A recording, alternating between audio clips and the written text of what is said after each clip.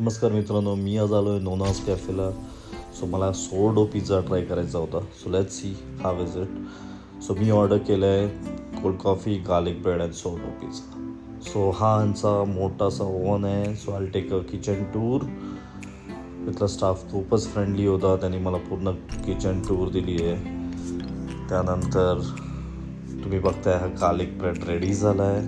त्यानंतर see that kitchen is so hygienic. आपला pizza ready होतोय. Let's see.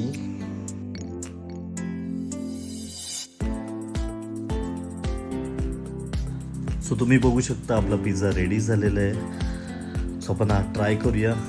लेट्स सी कसा आहे.